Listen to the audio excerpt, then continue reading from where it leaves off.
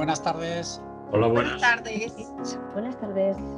Buenas tardes, buenos días, dependiendo del continente en el que se encuentren ustedes. Muchísimas gracias por asistir a esta primera sesión dentro de la programación Interconecta de FECIT. Mi nombre es Sabina Guailupo, soy la responsable de la Oficina Iberoamericana dentro de FECIT. FECIT es la Fundación Española para la Ciencia y la Tecnología, una fundación dependiente del Ministerio Español de Ciencia, Innovación y Universidades, que tiene por objeto o como misión fundamental pues, servir de catalizador entre la ciencia y la sociedad, poder llevar a cabo actividades que consigan acercar todo lo que son desarrollos científicos, investigación a la sociedad, entendiendo sociedad desde el punto de vista más amplio posible, no solamente la ciudadanía, sino también los decisores políticos, por ejemplo. Para FECIT, la cooperación bilateral entre España y América Latina y Caribe es un área prioritaria, no solo porque así se recoge en la Estrategia Española de Ciencia y Tecnología e Innovación, sino porque dentro de nuestro propio plan estratégico la colaboración birregional es fundamental. Todas las actividades que llevamos a cabo en FECIT tienen un componente de cooperación con América Latina y Caribe en mayor o menor medida, pero siempre tenemos la visión puesta en este tipo de colaboración. Esta actividad, esta sesión que vamos a tener hoy es la primera de las actividades previstas en la programación Interconecta por FECIT. Una programación que lo que ha pretendido es mostrar, compartir, difundir todas las actividades que lleva a cabo FECIT y fundamentalmente aquellas en las que la incidencia de esta cooperación birregional es más importante. Esta, como decía, es la primera sesión. Es una sesión que está dentro de la actividad relacionada con el fortalecimiento de las infraestructuras digitales en acceso abierto. Esta sesión de fortalecimiento de infraestructura, esta actividad de fortalecimiento de infraestructuras digitales está dividida en 3 sesiones diferentes. La primera de ellas es la que vamos a tener en el día de hoy, relacionada con acreditación y buenas prácticas editoriales de revistas académicas, pero irá acompañada en las próximas semanas de otra relativa al fortalecimiento de infraestructuras digitales en acceso abierto propiamente dicha, y más adelante con una sesión relativa a la mejora de los procesos de evaluación mediante el uso de un currículum vitae normalizado. Esta sesión, como decía, lleva por título Acreditación y buenas prácticas editoriales de revistas académicas y de alguna manera lo que pretende es, bueno, pues compartir con ustedes nuestra preocupación en lo que se refiere a cómo afrontar o cómo abordar quizás la escasa visibilidad internacional de las revistas científicas o el paradigma de la publicación en revistas científicas y acceso abierto. Por mi parte, nada más. Desearles que sea una sesión útil, fructífera y que nos acompañen en las siguientes sesiones previstas en esta actividad. Y ya doy paso a mi compañera María Ángeles Coslado, que va a ser la persona que les imparta la sesión de hoy. Y nada, lo dicho, que sea fructífera y que tengan una buena sesión. Gracias.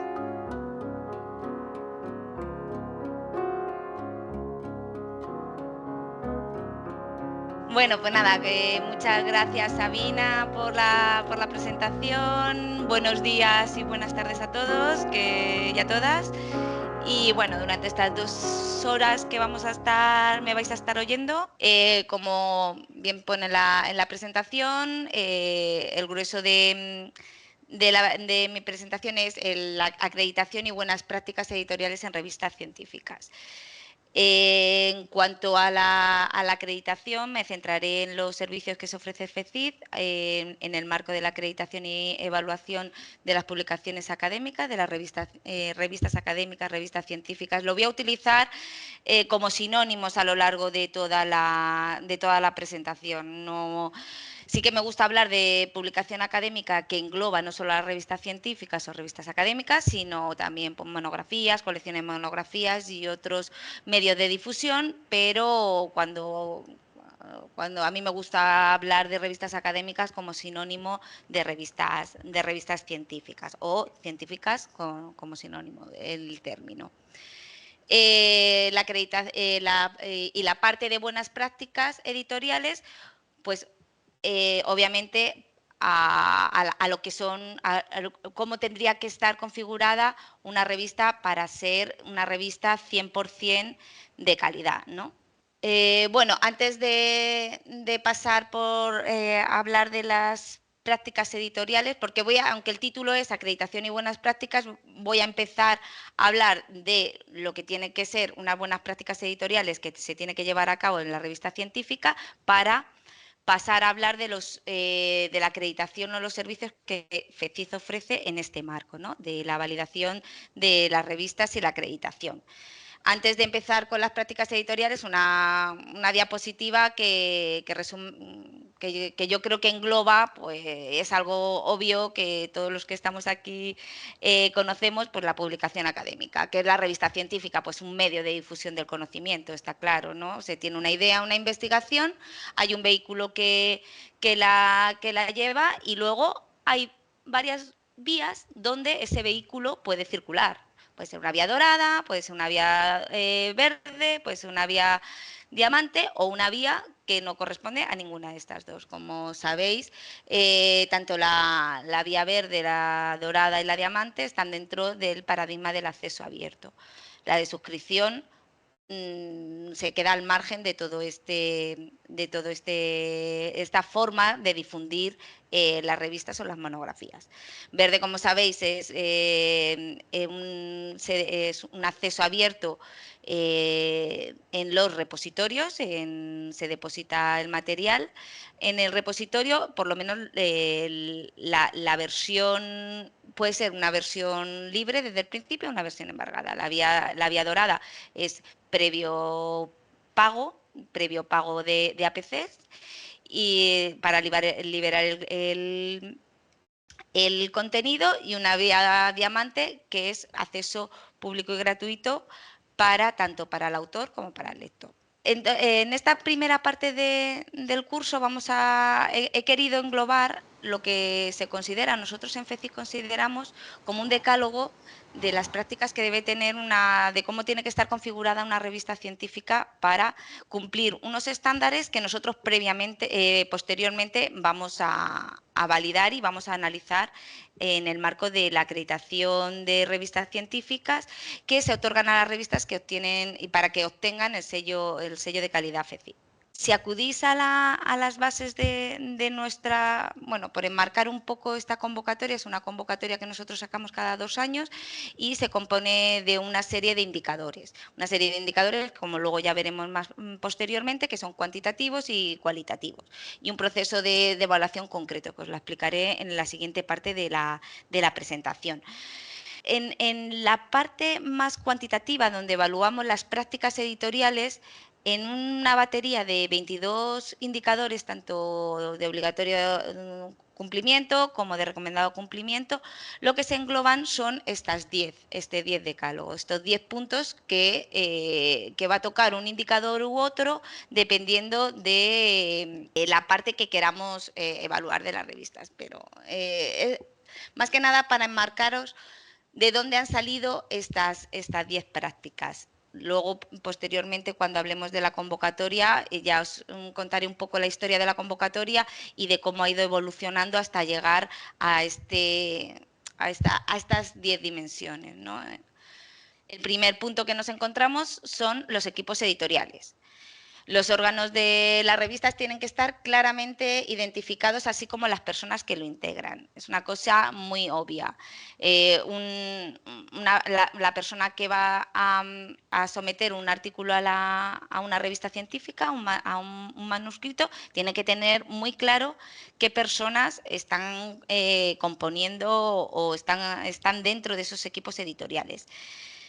No nos importa tanto una nomenclatura con otra. ¿no? Hablo siempre de no nos importa tanto porque el curso o estas buenas prácticas lo estoy enfocando también desde nuestra experiencia como evaluadores de revistas. Nosotros hemos llegado a un punto de madurez del proyecto, llevamos 15 años con el proyecto, con lo cual todas estas buenas prácticas han ido rescatando y han sido reforzándose a lo largo de todas las convocatorias de la experiencia que tenemos como evaluadores de revistas, ¿no? Eh, nosotros cuando evaluamos la revista no vemos que tenga que haber un equipo editorial concreto que se llame consejo de redacción o consejo editor o consejo asesor. Lo que tenemos que ver es que esa revista está bien configurada, que están los equipos diferenciados, que se vea cómo hay unas personas que se encargan del trabajo editorial, otras personas que se encargan de ese trabajo más asesor, otras personas que sean las personas que se dedican a la revisión de manuscritos. Toda esa información tiene que quedar clara dentro de la revista. Esas personas tienen que tener claramente identificadas la afiliación profesional y cuando hablamos de equipos editoriales, la nomenclatura pues no nos importa tanto de una forma u otra, pero que sea clara porque no podemos, muchas veces las funciones se denomina un consejo cuando se quiere denominar otro. Y no es lo mismo el que un consejo asesor, si tiene una función claramente solo de asesoría, se dedique a ser parte de los consejos de revisión o parte de las personas que estén revisando los manuscritos, ¿no? Entonces estaríamos incurriendo en una práctica poco ortodoxa de manejar y de gestionar todo lo que entra en la editorial para ser susceptible de publicación. Estos equipos editoriales tienen que ser externos, no externos a la entidad editora de la revista que edita los contenidos y tiene que haber al menos un 10% de personas extranjeras para dotar a la revista de una internacionalidad y de una difusión de la misma. Una de las dimensiones que evaluamos dentro de toda la convocatoria de evaluación y de la evaluación que nosotros realizamos en FECID es la perspectiva de género que tiene la revista. Con lo cual, cuando nosotros evaluamos los equipos editoriales, lo que estamos viendo es que hay una parte dentro de la perspectiva de género que al menos el 40% tienen que ser mujeres, ¿no? Para que exista una paridad dentro de las personas que trabajan en los equipos editoriales, ¿no? La perspectiva de género lo vamos a arrojar en todos los indicadores que vamos evaluando, ¿no? Entonces, nosotros cuando englobamos esta buena práctica de los equipos editoriales, de cómo tienen que estar constituidas, también consideramos que tiene que haber un mínimo de porcentaje de mujeres, ¿no? Un 40%. Los equipos editoriales, por lo tanto, en esta práctica editorial tienen que estar bien configurados, claramente identificados, con una afiliación profesional concreta. Las funciones tienen que estar claras, ser al menos un tercio de personas diferentes, al menos no, como máximo un tercio de personas diferentes a la institución, un 10% de personas extranjeras, de instituciones extranjeras y al menos un 40% de mujeres. Eso con respecto a los equipos editoriales. Si pasamos a otra práctica editorial que debe tener una revista científica, ya enlazamos con este punto. En el punto 2, lo que vamos a ver o lo que vamos a desear que la revista tenga una apertura institucional. La apertura institucional, como hemos visto, dentro del marco de los equipos editoriales, pero también tiene que haber una apertura institucional tanto en la revisión de los manuscritos y en la revisión y en las autorías de las personas que publican dentro de la revista, ¿no?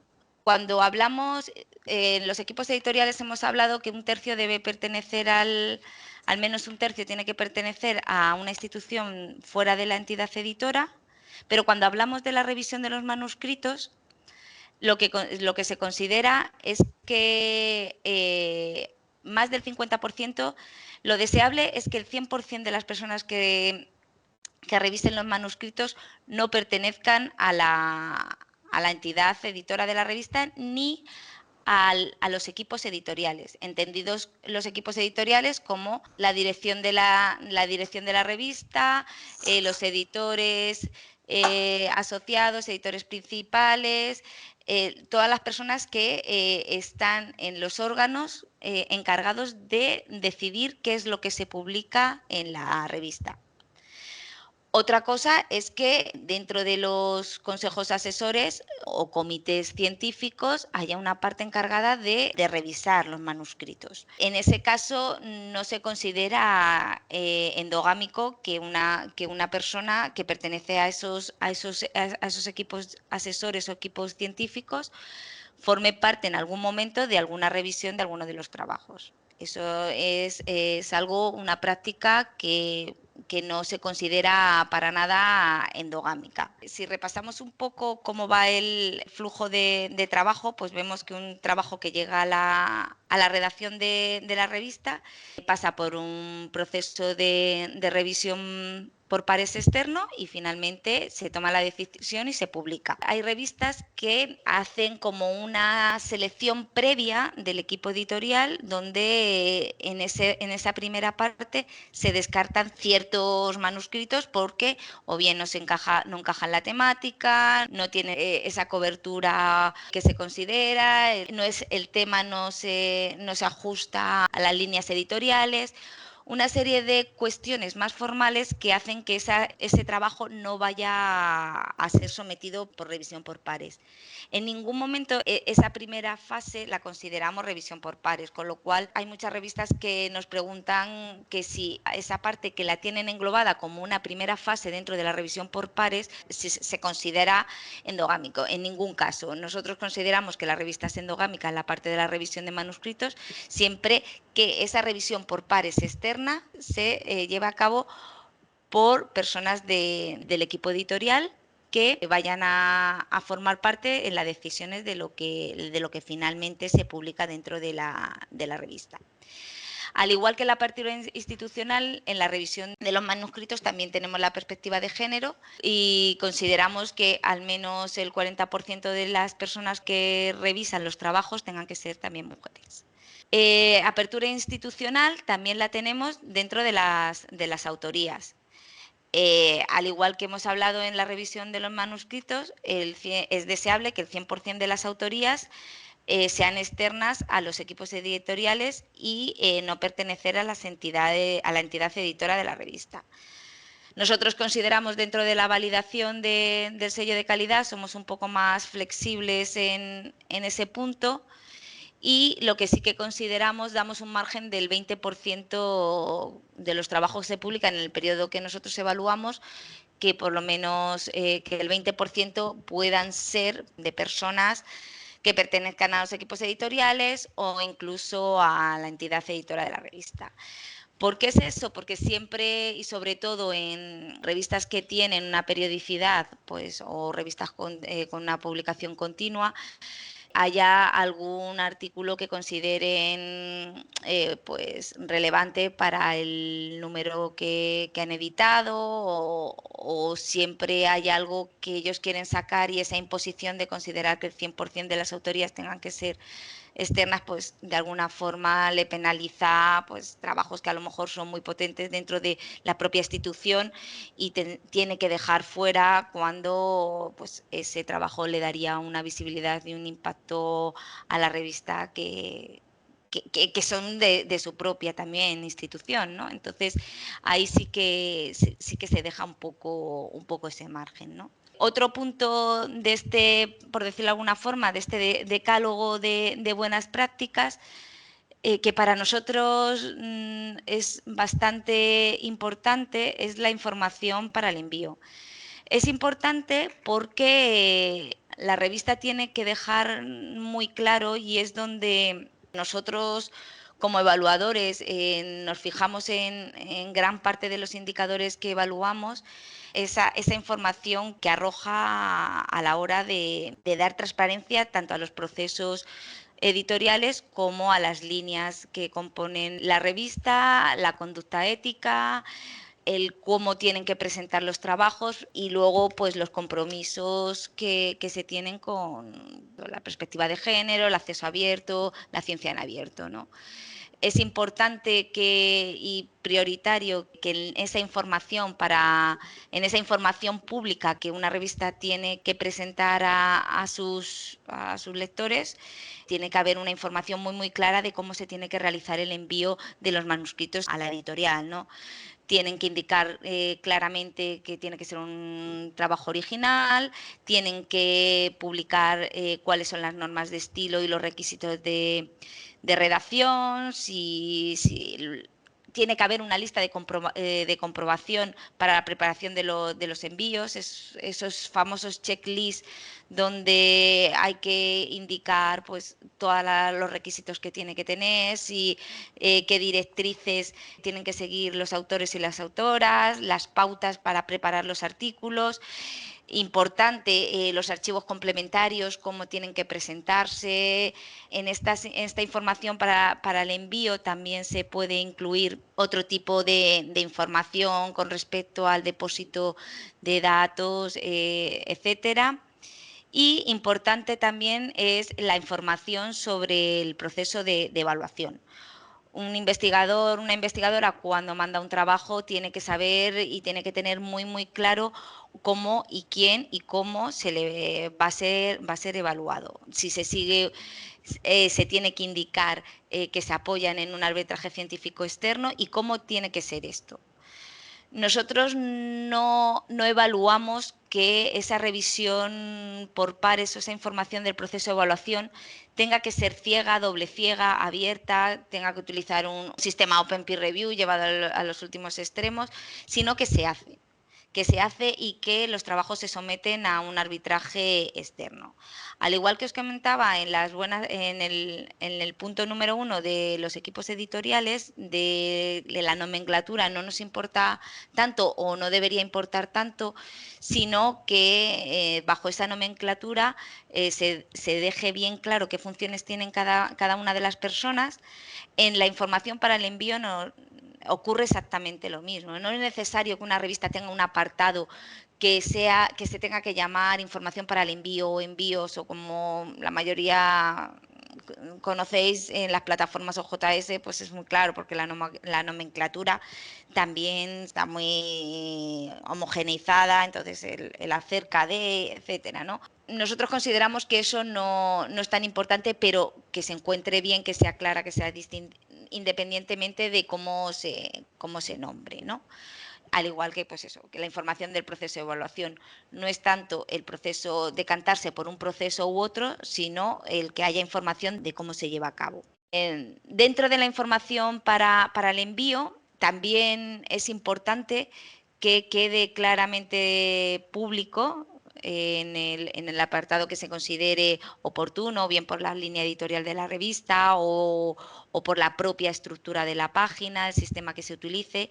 Tiene que quedar muy clara si hay una información, si hay una financiación de ese trabajo, esa información acerca de la financiación, si se ha recibido una financiación por algún proyecto, pues eso tiene que aparecer claramente dentro de los artículos, y eso el autor, cuando somete el artículo a la revista, tiene que tener muy claro que si ese trabajo ha recibido financiación hay que indicarlo en algún apartado. Lo habitual es poner en agradecimientos esa información y luego recogerse en la metadatación. Tiene que haber un metadato específico donde esa información se pueda recuperar. Contribuciones, los criterios, o sea, tiene que haber una información clara de cómo tienen que indicar las contribuciones de los artículos. o bien porque haya algún orden dentro de las autorías, pues el primer autor es el responsable, va por orden de prioridad en las autorías o indicando las funciones que ha tenido cada uno del autor, o utilizando una terminología credit, que es una taxonomía donde se pueden encontrar las distintas personas. Y luego, enlazando también con la perspectiva de género, en este punto de información para el envío, nosotros consideramos que es importante que se indique a los autores las recomendaciones a utilizar un lenguaje inclusivo. Y luego un punto también, nos parecía bastante claro, pero es verdad que hay muchas revistas que no lo tienen, no saben bien cómo ponerlo, cómo reflejarlo dentro de sus políticas editoriales, que son los datos de origen del sexo de la muestra, ¿no? Lo que nos referimos con eso es que dentro de la editorial tiene que haber una recomendación sobre esos datos de la muestra de la investigación, si se ha tenido en cuenta o no la variable del sexo. Y si no se ha tenido en cuenta, que se indique, ¿no? Pues hay muchos trabajos pues, que a lo mejor los datos, pues los resultados de la investigación no hace falta hacer ese cribado, pero en otros casos sí, en otros casos pues la muestra, si la muestra es de mujeres y de hombres, pues el resultado va a afectar, desde luego. Pues esa información la tiene que tener claro el autor a la hora de enviar ese trabajo. Otro punto que consideramos de buenas prácticas editoriales es la regularidad y su cumplimiento, ¿no? La revista tiene que ser regular y cumplir los plazos que se establecen. Es importante, muchas veces nos parece trivial o no, para mí no, para mí no lo es. Si una revista es mensual, tiene que aparecer claramente publicado en esa información para el envío o dentro de la política editorial o en un apartado. Si es mensual, hay que indicar que se saca un número al mes, si es cuatrimestral, si es anual, lo que la línea editorial le marque a esa publicación, ¿no? Y es importante que la revista publique en el tiempo en el que se declara. Estamos hablando que si la revista es trimestral, el número tiene que salir en el trimestre, ¿no? En enero, febrero y marzo de ese trimestre, en el primer trimestre, etcétera. Nosotros cuando evaluábamos las revistas al principio nos encontrábamos que sí que cumplían la regularidad porque sacaban los números, pero publicaban a año vencido. Nosotros a lo largo de todo este tiempo evaluando en España las revistas se ha corregido ese defecto, por decirlo de alguna forma, ¿no? Y lo que consideramos es que salga publicada en el periodo en el que se establece. Eso aplicaba sobre todo hasta hace unos años, pues la publicación pues era la periodicidad que tenían la mayoría de las revistas, era una periodicidad pues tradicional, marcada por esos tiempos, por ese marcaje temporal, ¿no? Pero ahora mismo pues encontramos otra forma de publicar. Esa periodicidad tradicional pues se ha convertido en algunas de las revistas que utilizan una publicación continua.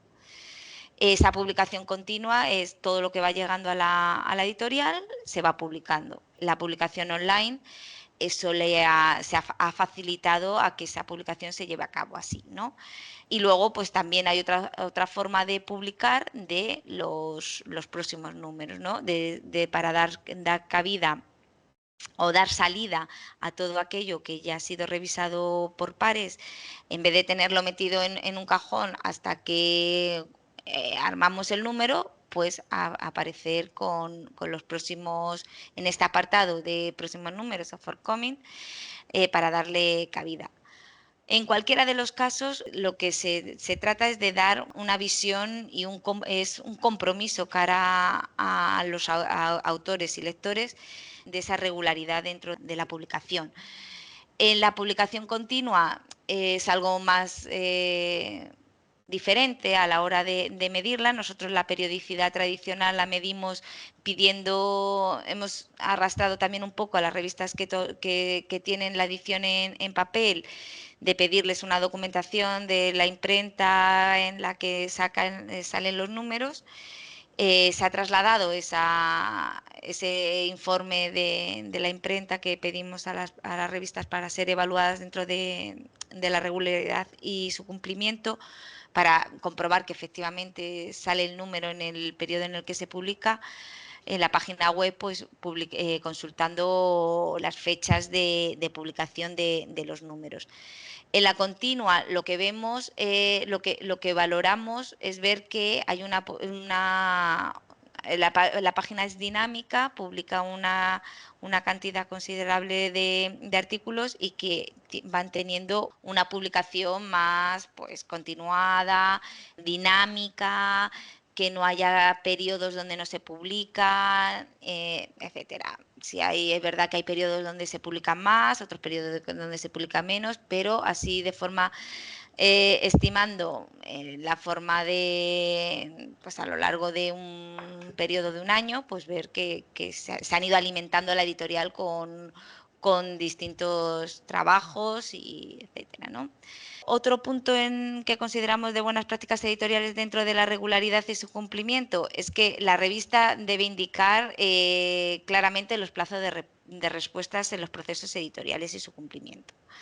Es importante para los investigadores, investigadoras que someten un artículo a su publicación, que tengan muy claro en qué tiempos les van a responder. Si ese tiempo se adecúa o no se adecúa, si es mucho o es poco, pero que no nos encontremos se recibe un día, te lo aceptan empieza el proceso de evaluación en el momento en el que empieza, y luego te lo aceptan a lo mejor a los 4 meses y hasta el año lo tienen en un cajón. Sabemos que las editoriales, pues es difícil muchas veces de encajar los números, de cuadrarlo, si sacan monográficos, si no sacan monográficos, si hacen una convocatoria abierta para pedir artículos sobre un número que están montando. La dinámica de la editorial dentro de un periodo de un año, pues es muy variopinta, ¿no? Hay que tienes muchos artículos, tienes menos, pero lo que sí que se pide es un compromiso en los tiempos de respuesta de los editores cara a los autores y a las autoras. Muchas veces están pendientes de una publicación para pedir acreditación. Si ellos tienen una estimación en el momento en el que está, de si se les va a responder o no se les va a responder, pues es bastante importante en cualquiera de los casos, además de dar una especie de dar profesionalidad y rigurosidad a los trabajos que estamos realizando, ¿no? El siguiente punto es la revisión de los manuscritos. Hemos visto en la práctica de la información para el envío que en la información para el envío tiene que haber una información clara de cómo se lleva a cabo la revisión de los trabajos. Como os decía, el trabajo llega a la editorial hace una primera evaluación donde ven si cumplen o no cumplen con las líneas editoriales, se somete al proceso de evaluación, contactan con los revisores, las revisoras, y empiezan a hacer la revisión de los manuscritos. ¿Cómo se realiza la revisión de los manuscritos? Eso ya tiene que aparecer reflejado claramente en la política editorial y en las revisiones y en la información para el envío. Que esta sea ciega, doble ciega o abierta, como os decía anteriormente, depende de cuál es la política editorial y cuál es la forma de trabajar dentro de la editorial. Como sabemos, hay una revisión abierta y una revisión cerrada. Y dentro de la revisión cerrada puede ser una revisión de doble ciego o una revisión de solo un ciego. La más tradicional hasta ahora mayoritariamente, y sigue siendo la forma más mayoritaria, es utilizar la revisión cerrada, ¿no? En la que puede ser ciego o doble ciego. Ciego estamos hablando que el autor no debe conocer la entidad del revisor y que el revisor no conozca la del autor. Una solo ciega, donde el autor no conoce la revisión de la persona que le revisa los trabajos. Ahora, en el paradigma de la ciencia en abierto o del acceso abierto, lo que nos encontramos es una revisión abierta, ¿no? La forma de nosotros, uno de los puntos que evaluamos dentro de una de las perspectivas que se evalúa dentro de la acreditación de revistas FECID es dentro de la perspectiva de ciencia en abierto que se realice la revisión por pares abierta, ¿no? La revisión por pares abierta también hay una escala de grises, ¿no? Puedes tenerla 100% abierta o no tanto, ¿no? Entonces, nosotros consideramos que es abierta cuando al menos se publican los listados de las personas que revisan los trabajos. Esa es la primera práctica para considerar que esa revisión sea abierta. Y si la llevamos al último extremo, incluso estamos hablando de plataformas de Open Peer Review, es un sistema donde se suben los trabajos, ese trabajo se somete a evaluación de forma colaborativa, abierta, donde al final la propia autoría del trabajo se modifica y las personas que revisan el trabajo podrían llegar a ser coautores de ese trabajo. Es ir de un extremo a otra en esta revisión abierta, ¿no? Pero que de cualquiera de las formas, la práctica editorial o la buena práctica editorial es que se lleve una revisión o se lleve otra, se indique y sea clara para el autor. ¿Cómo tiene que ser esta revisión para esa revisión de los manuscritos? Pues como hemos dicho también en el punto de la práctica de apertura institucional, tiene que ser externa. Las personas que revisan tienen que ser externos al consejo a los equipos editoriales o la entidad editora de la revista. Ahí en la diapositiva, como podéis ver, he puesto el 50% porque es el que nosotros consideramos en la evaluación, que al menos el 50% tienen que ser externos a los equipos editoriales de la entidad editora de la revista. Esa revisión tiene que haber unas instrucciones para la revisión, formularios, instrucciones detalladas para las personas que revisan los trabajos. Esas instrucciones tienen que ir acompañadas de unos formularios, unas especificaciones que tienen que ser claras y detalladas, donde quede reflejado cuál es la decisión editorial final y las recomendaciones que se les haga a los autores. Tiene que haber unos protocolos de comunicación. Dentro de la revisión de los manuscritos tienen que aparecer unos protocolos. Es decir, cómo se lleva a cabo esa comunicación, cómo se comunica la editorial con la revisión,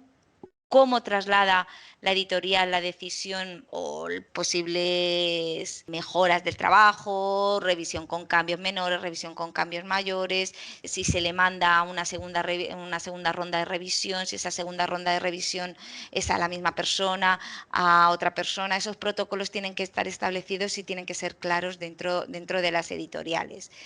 Y muy importante dentro de esa comunicación, de esos protocolos de comunicación, la comunicación que se le hace a las autorías. Esa comunicación tiene que ser clara, motivada y bien argumentada, ¿no? Para que le llegue. Los equipos editoriales tienen que tener muy claro esa información de cómo tienen que realizar las revisiones, tanto los autores o si ha sido rechazado, pues argumentar el rechazo, ¿no? Volvemos otra vez también a los tiempos, como parte de esa buena práctica de regularidad y su cumplimiento. Lógicamente, dentro de la revisión de los manuscritos tiene que también haber unos tiempos de respuesta. Hay que establecer tiempos de respuestas, ya no solo en la parte de los autores, sino tiempos de respuesta con respecto a las revisiones. No se nos quede en el limbo una respuesta de un revisor o no establecer un tiempo. Ya sabemos que la captura de personas que revisan los trabajos es algo complicada, ¿no? Es un trabajo altruista que requiere un grado. Entonces, tratamos un poco de ser presos a a las personas que revisan los trabajos y muchas veces nos atamos ciertas respuestas por no, por no establecer unos periodos rígidos de respuesta. Pero si no se les pone, también eso va a ir en detrimento de todo lo demás, ¿no? El tiempo de respuesta se dilatan y al final pues lo que pierde es la calidad de los trabajos. En esta parte también vemos la perspectiva de género, en la parte de la revisión de los manuscritos. Como hemos visto también en el caso de las revisiones, al menos el 40% de las personas que revisan los trabajos es deseable que sean mujeres. Y luego una cosa que me parece a mí muy, muy interesante y en la práctica, por lo menos en la experiencia que tenemos aquí en España, hay pocas revistas que lo llevan a cabo y es un ítem que a día de hoy no evaluamos dentro del proceso de evaluación de revistas aquí en FEPIC, muy susceptible de que se introduzca, es que dentro de la revisión de los manuscritos exista un cribado de estudios de género.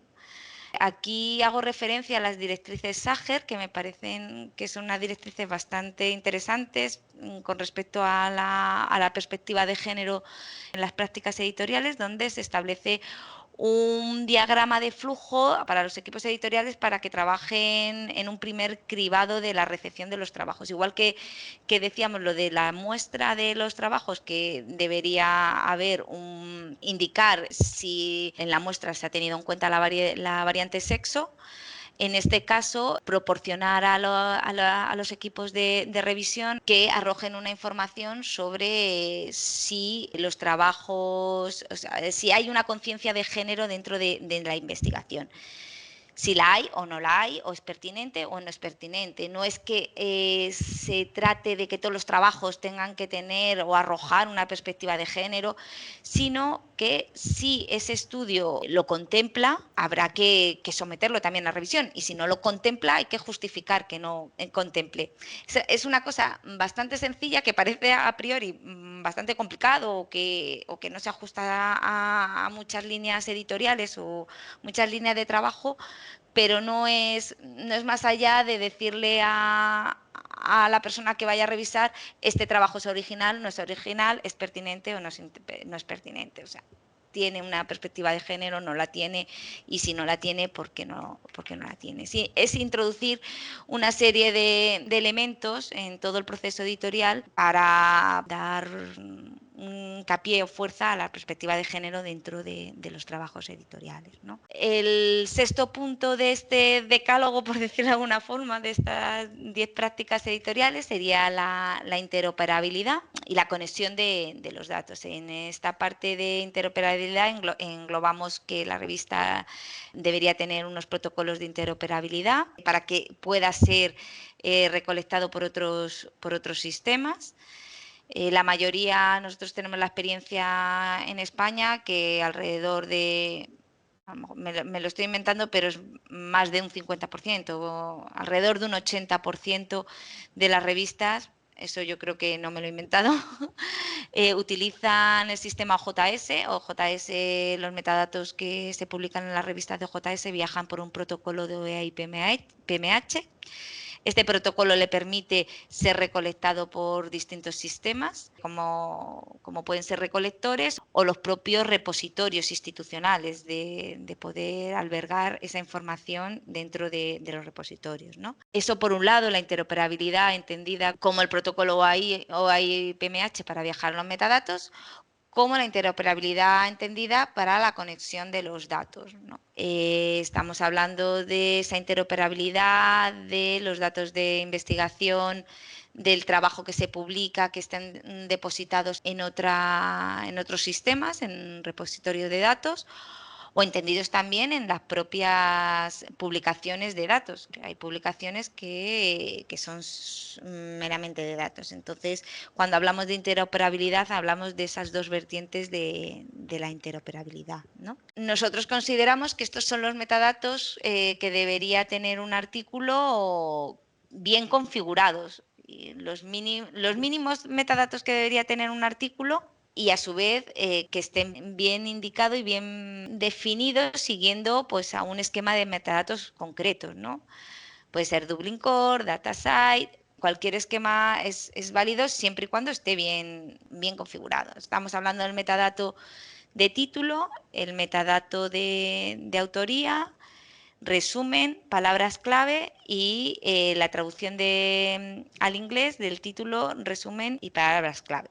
También estamos hablando del metadato de financiación y los correspondientes a los indicadores, tanto al objeto digital de publicación, como puede ser el DOI, como indicadores persistentes de autoría, como puede ser ORCID. Y luego, lógicamente, un metadato donde se indiquen las licencias de uso. No tiene que ser unas licencias Creative Commons, puede ser unas licencias propias, pero que se indique en la metadatación qué licencias se están usando, ¿no? Me paro aquí un poco en fuente de financiación porque obviamente, si un trabajo no tiene financiación, pues no puede tener ese metadato, está claro. Pero si lo tiene que estar claramente identificado y codificado. Nosotros lo pedimos como metadato obligatorio dentro de la evaluación, y que nos surge también la duda de cuando vamos revisando la solicitud de las revistas y entramos a evaluar este punto, pues si el trabajo no ha recibido financiación, no lo tiene, ¿no? Por eso es importante que en la información para los autores, en las informaciones para el envío, quede reflejada esa información. Si el trabajo ha recibido financiación, que se indique, y la forma en la que tiene que indicarse. En los sistemas como editores tenéis que tener en cuenta dónde se configuran cada uno, porque lógicamente el título, la autoría, el resumen, palabras clave son datos que vienen ya, la metadatación viene por los propios sistemas. Es deseable que dentro de los equipos editoriales se establezca una curación de esos datos, porque muchos de ellos vienen directamente de las autorías. Aunque se les indique cómo ponerla, pues siempre hay que tocar esa información para que posteriormente te recolecten correctamente los distintos sistemas.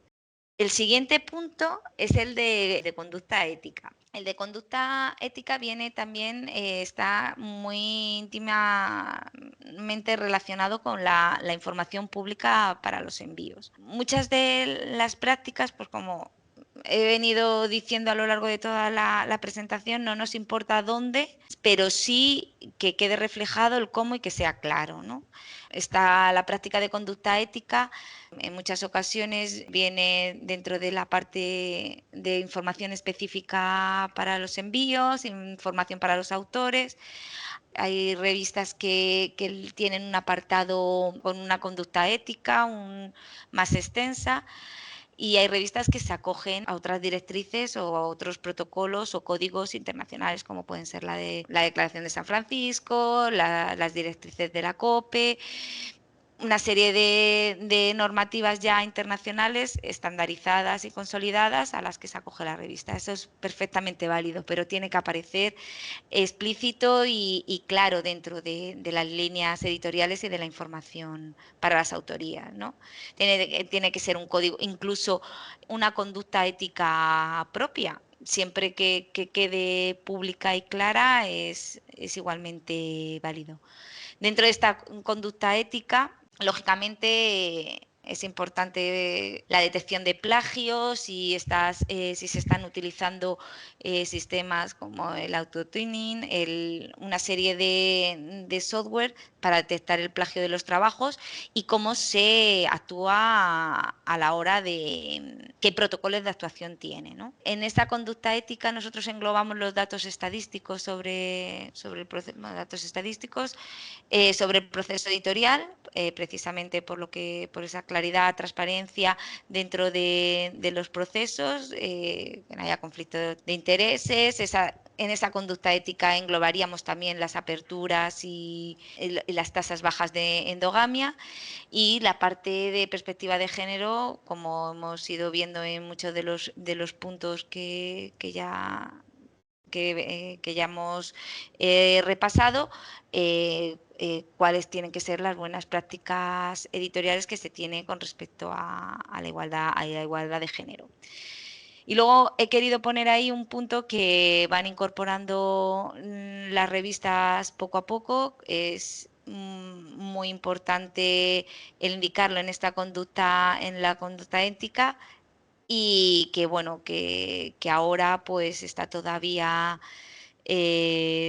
bueno, todavía no, ya se está viendo todo el problema que está suscitando con respecto a la inteligencia artificial, al uso de herramientas, el uso de la IA a la hora de publicar o en el trabajo editorial de las revistas, ¿no?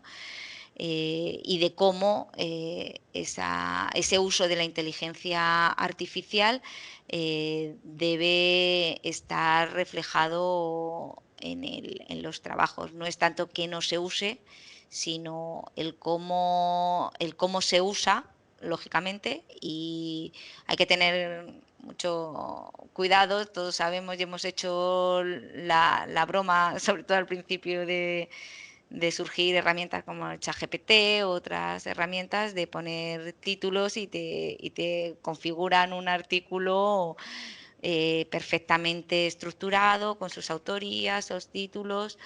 La inteligencia artificial no sabemos bien, un tópico, ha venido para quedarse y hay que convivir con ella, es útil para muchas cosas, pero ojo, hay que tener mucho cuidado de cómo se usa, de para qué se usa y si se usa, cómo hay que citarla y referenciarla, ¿no?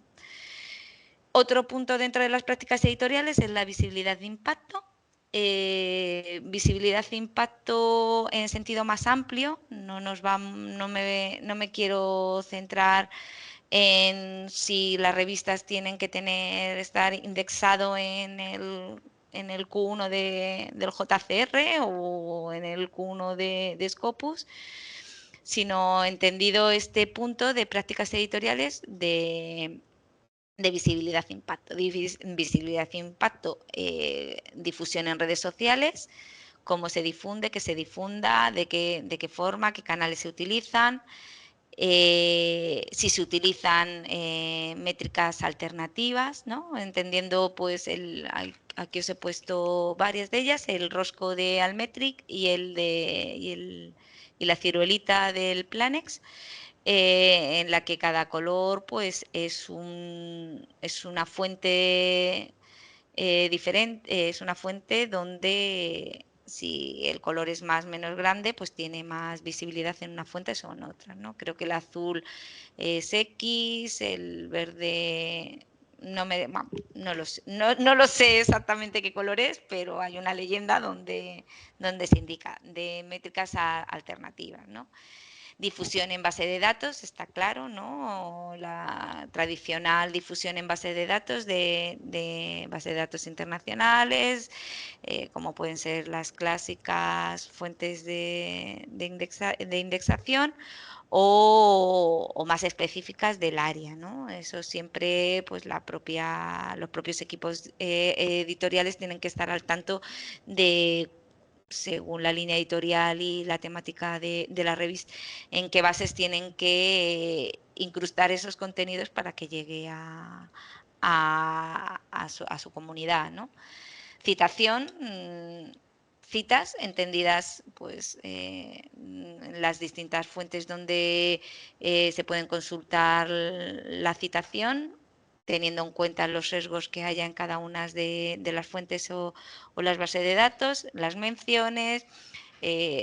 las menciones quizá más enfocadas dentro de las partes de redes sociales, de métricas alternativas, pero no dejan de ser una parte de citación. Y luego la difusión de visibilidad e impacto, pues con esa información de las estadísticas de visitas y descargas, ¿no?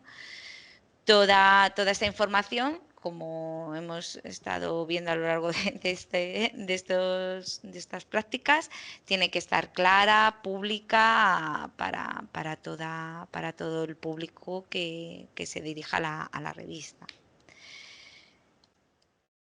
Una vez que se publica, que se difunde, que se visualiza, pues el otro punto que tiene que tener, una práctica editorial que tiene que tener la revista, pues la revista tiene que ser accesible y tiene que difundir los contenidos. Para ello, tiene que tener sumarios y tablas de contenidos.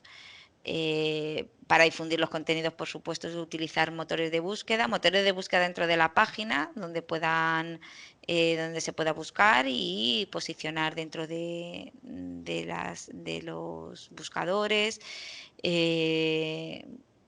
motores de búsqueda en general, ¿no? Que sea adaptable a los móviles. Eso, seguir unas normas de accesibilidad establecidas con mínimo una doble A, que haya un acceso al material complementario, ¿no? Que los materiales complementarios que se publican al margen de la publicación se pueda hacer, bueno, en la propia publicación, perdón, sean accesibles, que la revista publique en varios formatos, no solo en PDF, sino que tenga varios sistemas, varios formatos de publicación, PDF, EPUB, XML, HTML, los que se consideren oportunos. Cuanto más formatos, mayor difusión. Importante cómo referenciar los artículos, hay que dar una información clara, volvemos otra vez a la información para los envíos y la información de la política editorial, de cómo se referencian los artículos, que se utiliza, si se utiliza la APA, Vancouver, etcétera, ¿no? Que esa información de cómo referenciar los artículos quede reflejado también en la exportación de la bibliografía, los sistemas que puedan, las revistas que puedan extraer esa información, que permitan al usuario extraer esa información, o bien para sus referencias bibliográficas, o para darle difusión, etcétera, ¿no? Facilitar la difusión en las redes sociales, ¿no? El que usar redes sociales, difundirlas, etcétera, y los protocolos de interoperabilidad. ¿Qué protocolos de interoperabilidad se sigue? Si se recolecta, se recolecta la revista, etcétera, ¿no? Y por último, dentro de los puntos de estas buenas prácticas editoriales, estaría que es como una parte muy importante, una dimensión que cada vez cobra más importante por las propias actividades que tenemos nosotros en FECID y del departamento, que es la perspectiva de ciencia abierta. Dentro de la parte de ciencia abierta, nosotros diferenciamos hacemos una diferenciación dentro de los indicadores cuando evaluamos de los que son de acceso abierto y llevamos ya más tiempo trabajando con ellos y están más consolidados dentro de nuestra comunidad o a nivel nacional aquí en España. Y luego uno más amplio de ciencia abierta, que engloba pues temas como ya más enfocados en ese paraguas general que engloba a su vez el acceso abierto. Por lo tanto, las revistas deben tener una política con respecto al acceso abierto y la reutilización de los contenidos. Cuando hablamos de eso, de políticas de acceso abierto y reutilización de contenido, no necesariamente consideramos que una revista, para ser de calidad, tiene que ser una revista de acceso abierto.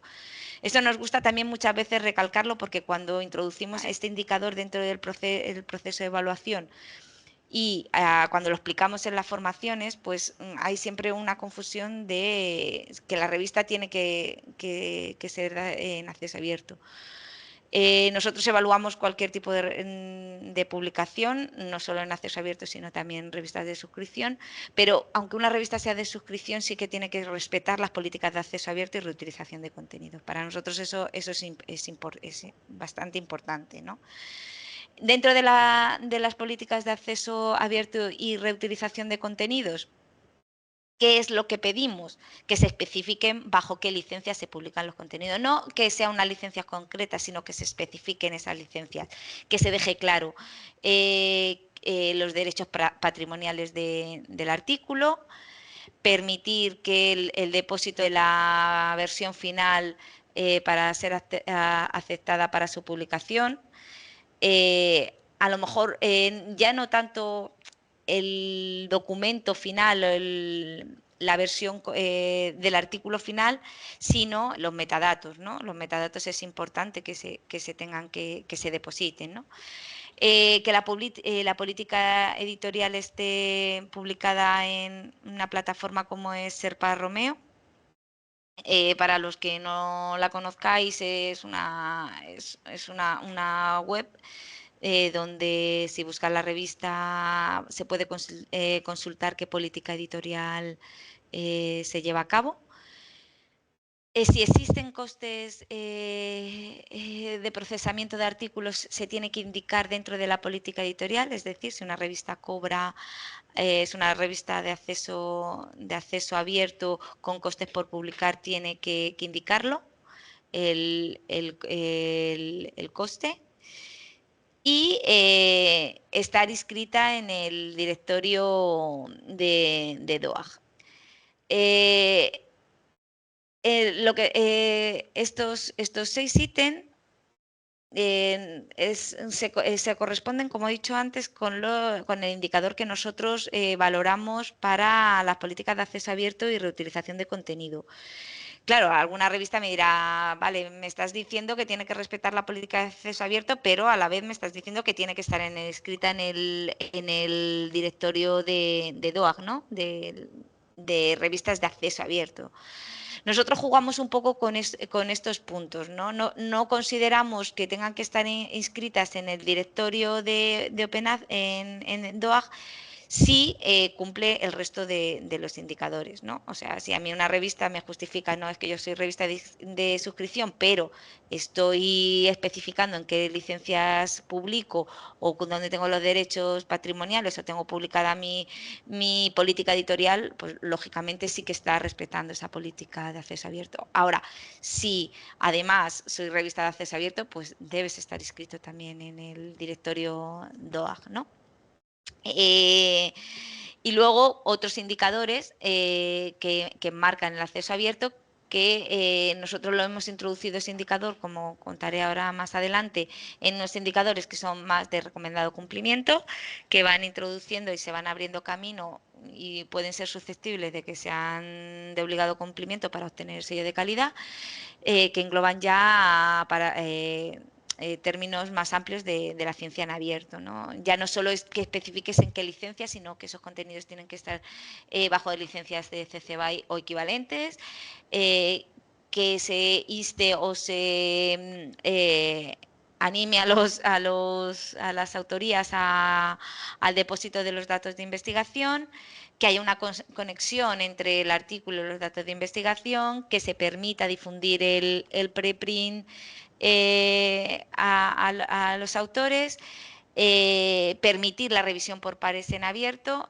y en su defecto mostrar el listado de personas que han participado en la revisión de los trabajos y un protocolo de cesión de metadatos, ¿no? Como os decía, este indicador de ciencia en abierto se va introduciendo poco a poco. Ahora lo hemos metido dentro del proceso de evaluación del sello como recomendado, pero abriéndose camino para ser introducido, o por lo menos a ver cómo funciona en las futuras ediciones que abramos del proceso de evaluación.